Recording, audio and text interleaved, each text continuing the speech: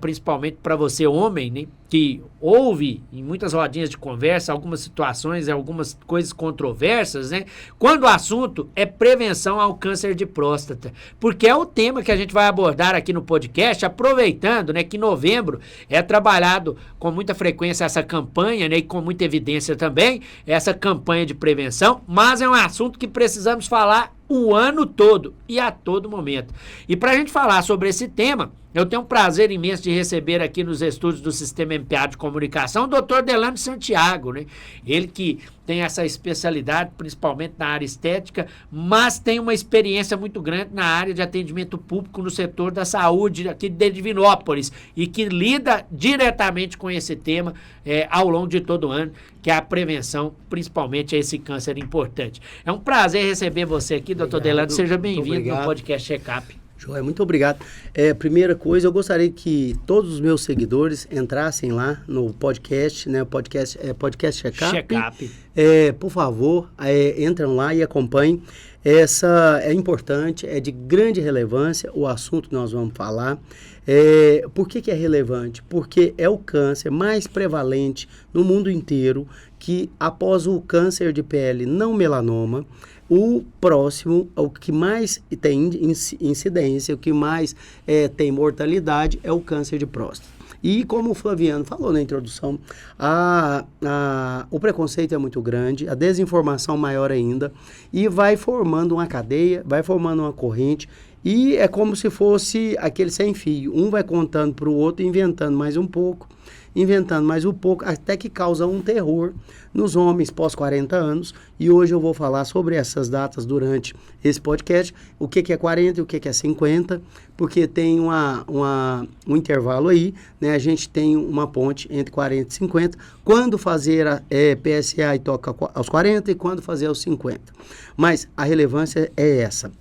A incidência é imensa, a desinformação muito grande e tem como prevenir, tem como evitar e tem como curar 100% o câncer de próstata. Aos desinformados e aqueles que querem manter o preconceito, falar para eles que a metástase mais importante do câncer de próstata é para os ossos, ou seja, você vai ter dificuldade de urinar, e nós vamos destrinchar isso aqui no programa. Você vai ter dor para urinar e depois ainda vai ter dificuldade para deambular, para andar, porque você não vai conseguir. A metástase são os ossos. Então, o que é o câncer de próstata? Aonde que fica a próstata? A próstata ela é comparada com uma azeitona. E aonde que ela fica? Ela fica no púbis. Se você pegasse, se nós tivéssemos aqui, se aqui fosse o corpo, se a gente introduzisse no meio do púbis uma flecha, e aqui do lado, elas encontrariam na próstata. Então, a próstata, ela é uma azeitona lisinha que fica ali produzindo os hormônios prostáticos. E o que é importante? Debaixo da próstata, entre ela, passa um canal muito importante para o homem, que é o ureter, que é onde sai o xixi, aonde sai a urina, vinda lá dos dois rins. E o que quer dizer tudo isso? Quer dizer que quando a próstata perde essa característica de ser uma azeitona, imagine nas suas cabeças aí agora, uma azeitona lisa, ela é lisinha, né? Ela é lisa e ela é pequenininha, a próstata é daquele tamanho. Quando ela aumenta, ela cria uma lesão pré-cancerígena. Não é um câncer de próstata, ela incha, né? É uma hiperplasia prostática. Quando ela causa disfunção de celularidade, aí que são os tipos de câncer de próstata que existem, que nós vamos falar aqui durante o programa. E o que é PSA, né? O que a próstata faz? Ela produz esse antígeno, né? Que é o PSA. Ela produz lá nela, lá dentro dela. E o que ele é o quê? Ele é um marcador sorológico. Então, quando a gente vai lá no urologista, ele fala assim, olha, faz o PSA no sangue. E a maioria de você que está nos acompanhando, ontem mesmo eu fiz esse mês todo, o mês de novembro todo, eu fiz palestras sobre isso, né? E ontem falaram para mim, eu ouvi muito isso, ó, não, eu não faço toque, não, eu só faço PSA no sangue. Então, agora eu vou te falar que sem fazer o toque, Não adianta nada, só o PSA sanguíneo. Porque ele é apenas um marcador. Ele não não é ele que faz você ou o médico descredibilizar que a doença está ali. É os dois juntos. É a clínica, é o exame e é o toque. A medicina, os exames estão muito sofisticados, as coisas estão muito sofisticadas, mas a clínica é soberana. Os dois exames, o toque e o PSA, são apenas coadjuvantes da clínica. E qual é a principal clínica? O que eu vou sentir primeiro quando eu tenho uma possibilidade, nem é de um câncer de próstata já, mas de uma hiperplasia da próstata? O meu xixi. Eu começo a fazer xixi no pé. Quando o homem pega o peru e vai lá no vaso fazer xixi, ele alcança um jato, ele faz ali um ângulo e o xixi dele cai lá na água do vaso. Isso é muito comum, todo mundo faz isso, todo homem faz isso. O que acontece? Quando ele começa a apertar muito o peru para alcançar o vaso, a água do vaso, tem algo de errado. E aí ele começa a aproximar mais do vaso. Ele tinha uma certa distância, aí depois ele começa a aproximar mais do vaso. Olha o sintoma primário, hein? O primordial, né? O que aparece primeiro.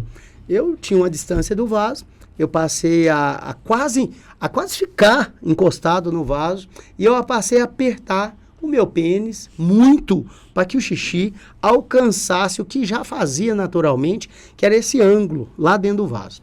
Aí, gente, a pessoa vê isso e fica. Ela fica ali 1 ano, 2 anos, 10 anos, até que começam a aparecer as infecções urinárias de repetição. Por quê? Porque o xixi começa a ser armazenado na bexiga e retornar para o rim.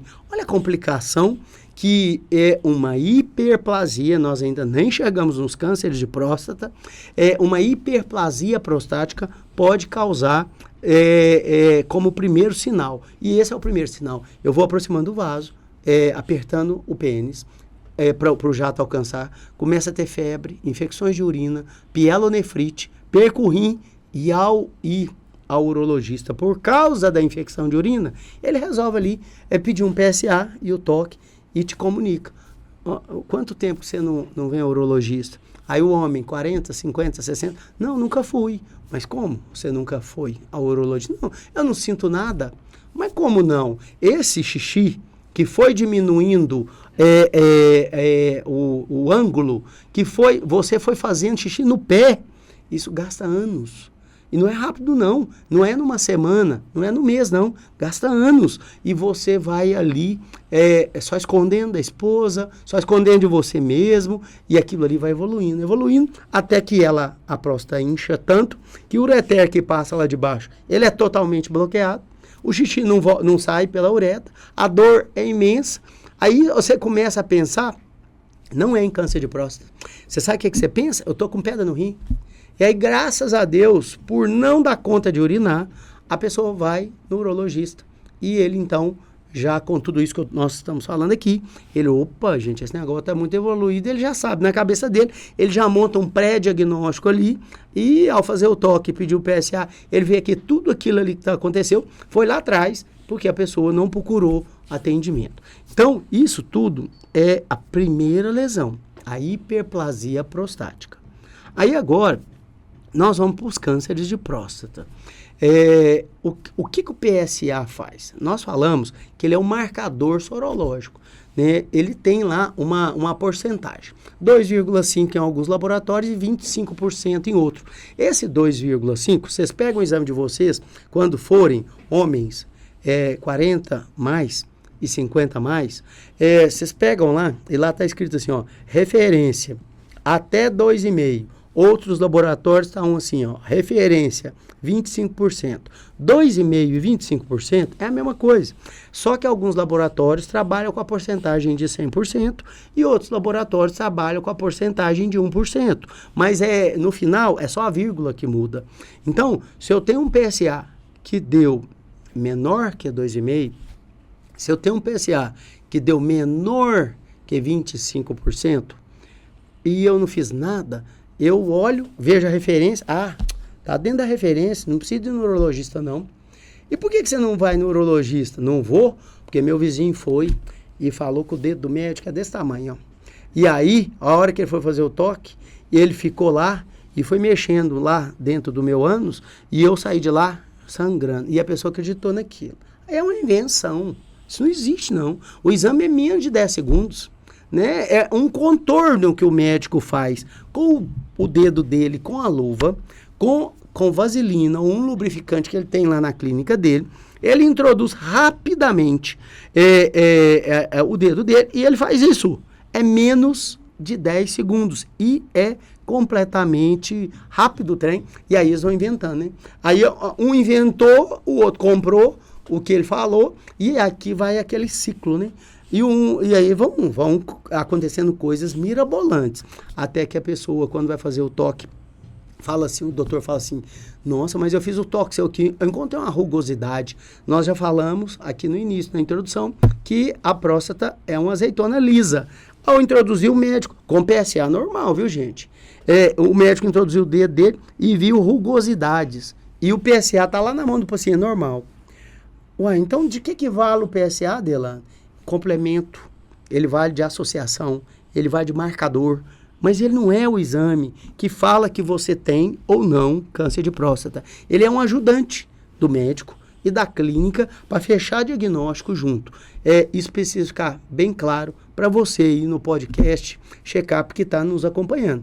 Porque de tudo que nós vamos falar aqui hoje, você precisa de colocar na sua cabeça que o PSA não é definidor se você tem ou não câncer de próstata. Ele é apenas uma luz no fim do túnel que junto com a clínica e junto com outros exames complementares e junto com o toque revelam que você tem ou não um câncer de próstata ou até uma coisa menor, que é a hiperplasia prostática. Agora, vamos para o segundo passo e muito importante. Fiz o PSA, tá normal. Fiz o toque, tá normal. O que mais fazer? Anualmente. Agora, doutor Delano, qual idade que eu faço? Qual idade que eu faço? Eu faço aos 40 ou eu faço aos 50? Porque se você abrir o Google aí agora, nossos seguidores aí do podcast, você vai ver as duas referências. O Google mostra assim, ó, os homens devem fazer PSA aos 40 anos. E logo abaixo tem outros artigos lá. Os homens devem fazer PSA aos 50 anos. Google nunca foi ciência. Ele é um alerta, até porque se você tiver uma doença e colocar o sintoma lá no Google, você está fincado. Por quê? Lá vai aparecer de coisa boa até coisa que você já está próximo à morte. Então, mas ele vai abrir lá, você vai ver lá. Então, o que definiu? O que a literatura reza? O que a literatura fala? Se você não tem na família ninguém que tem câncer de próstata, se você não tem esses sintomas, algum que nós dissemos aqui, o xixi está com jato normal, você não tem dificuldade de urinar, não tem parente nenhum que teve câncer de próstata, você pode ir com o PSA aos 50 anos. Mas e toque também aos 50. Mas se você, o pai, o avô, um tio, você teve um caso aí de câncer de próstata na família. Então, um caso de câncer de próstata, seja um tio-avô, né? O irmão do seu avô, o seu tataravô, alguém contou para você, opa, tem um caso. Se tem um caso, o PSA não começa aos 50. Ele começa junto com o toque aos 40, com caso familiar. Assim como um dia nós viremos aqui para falar quando ou não fazer colonoscopia. Né? Se você tem um parente com problema de câncer de colo retal, você tem que fazer colonoscopia anual. Mas nós vamos um dia falar só esse assunto. Então, voltando, eu tenho lá um avô, um tio-avô, um parente. Aí é aos 40, né? Mesmo que o Google tenha falando lá e te deixado em dúvida, é 40 ou é 50? É 40, com caso familiar.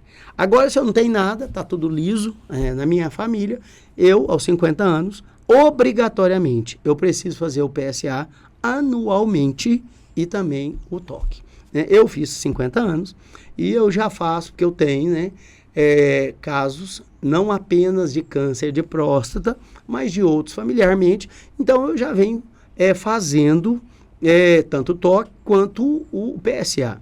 E é muito simples e é muito tranquilo. Então, nós já sabemos também outra informação importante.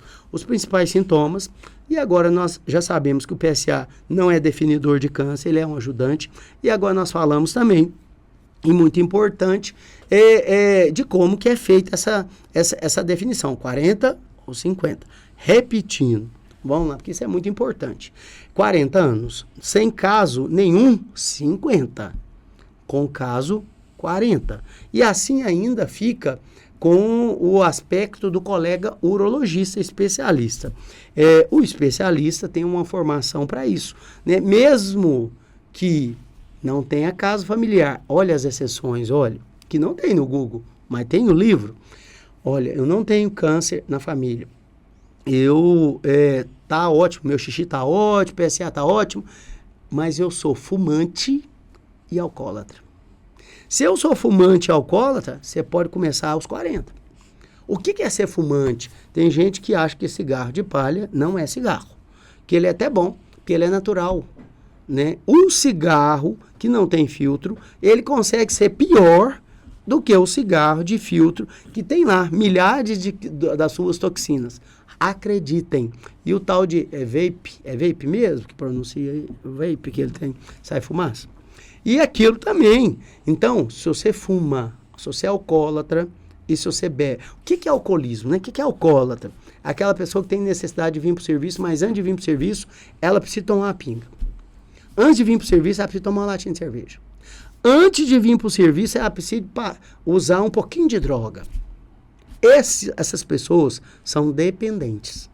A pessoa de final de semana, mas eu não tomo dia de semana não, mas aí final de semana eu tomo uma caixa, acho que uma caixa vem 12 latinhas. Você está fincado do mesmo jeito. Por quê? Se você dividir a quantidade de latinha por dia de semana, você tomou uma cerveja todo dia de semana. E agora tem um tal do latão, né? A latinha já não estava bom, aí eles criaram o latão. Então, um latão, gente, tem quase 2 latinhas. Eu quero lembrar vocês. Então, o alcoólatra é aquele que usa uma lata de cerveja diariamente. Você cai nessa estatística aí dos 40. E o fumante também. Fumante de 1 cigarro por dia. Então, a maioria dos homens, como o Google tem 2 referências, é importante que comece realmente aos 40. Porque dificilmente eu cheguei aos 50 e a minha geração, ela não bebe muito e não fuma muito. Mas as gerações minhas passadas agora, 30, os 30 que vão ser 40 daqui, eles bebem todo dia, que é dia de feira. Dia de segunda-feira tá o povo na porta dos botecos. Como é que dá conta, né? E tá lá com a cerveja e o cigarro e ele vai. Então você, homem, que bebe todo dia, que é feira, e o dia que não tem feira aí não bebe, porque tem gente que faz o contrário, só bebe o dia de feira, né? 5 conta 2. Ou então o contrário também, só bebe o dia que não tem feira, que é sábado e domingo, mas equivale para os dias da feira. Então não adianta. É desmamar mesmo. Nós precisamos de tentar colocar na gente os melhores hábitos saudáveis. E aí, irmão, você do podcast pode perguntar, né? O médico tem que estar sempre olhando para o espelho. Você está falando para a gente não beber, para a gente não fumar. Você não bebe nem fuma. Fumar não. Mas beber, bebo. E o tal do socialmente, Elan, o que é isso? Socialmente, quando é que eu bebo socialmente? É quando eu recebo alguém na minha casa, ou eu vou para um bar, e a pessoa abre uma cerveja, eu pôr um copo de cerveja ali, ele basta. Mas você fica com um copo de cerveja ou com água. Por que tem que ser 3, 4, 5 garrafas? Então isso tudo são dados relevantes para te definir quanto fumante e quanto alcoólatra, tá? E isso